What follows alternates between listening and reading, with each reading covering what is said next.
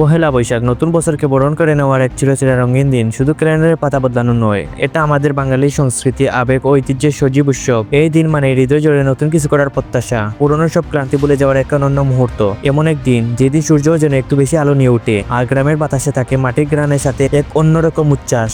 গ্রাম বাংলার ছেলেমেয়েরা 2 দিন আগে বাজারে হাজির হয়, নতুন জামা, গহনার রং, লাল সাদা শাড়ি আর পাঞ্জাবি কিনে করে ফিরে। কেউ কেউ একদিন আগে পানির সাথে রং গুলে রাখে, যেন বৈশাখীর সকালে সেই রং ঘন করে কাপড়ে লাগে। সবার মুখে হাসি, মন জুড়ানো আনন্দ। পাড়া প্রতিবেশীর মুখে তখন একটাই কথা, এবার বৈশাখে কি পড়ছো? বড়দের হাল খাতা। ব্যবসায়ীরা লাল খাতার পাতায় নতুন হিসাব খুলে, দোকানে দোকানে মিষ্টি মুখ আর ফদ্দারদের সাথে মিষ্টি সম্পর্কে নতুন অধ্যায় শুরু হয়। এই একটি মাত্র দিনে দেখা যায় পুরনো দোকানদারের মুখে হাসি। বৈশাখের দিন সকালে উঠে পরিবারের সবাই বসে পান্তা ইলিশের পাতে, সাথে কাঁচা মরিচ, পেঁয়াজ আর আলু ভর্তা। আহা সেই স্বাদ! ছোটরা রং খেলায় মেতে উঠে, কেউ মুখে রং মেখে আসে, কেউ দূরে যাচ্ছে পাড়ায় পাড়ায়। শহরে যখন নানা প্রোগ্রাম, মঙ্গলযাত্রা, বাউল গানের আসর, গ্রামে ছোট্ট মাঠের মেলা, নাগরদোলা, কাঠের গুঁড়া আর বেলুনের দোকান, আর তার মাঝে হয় বৈশাখীর গান, নাচ, কবিতা, আবৃত্তি। এক রঙে রাঙা দিন। এই বৈশাখে শহর কিংবা গ্রাম, 2 জায়গাতে বাজে এক সুরে আনন্দের বিনার সুর। শহরের পার্ক, খোলা মাঠ আর সংস্কৃতি কেন্দ্র হয় বৈশাখী উৎসবের বিভিন্ন আয়োজন। তবুও গ্রামের প্রকৃতি, খোলা আকাশ আর সেই অচেনা আনন্দের গন্ধটা আলাদা। বৈশাখী মানে হলো প্রাণের টান।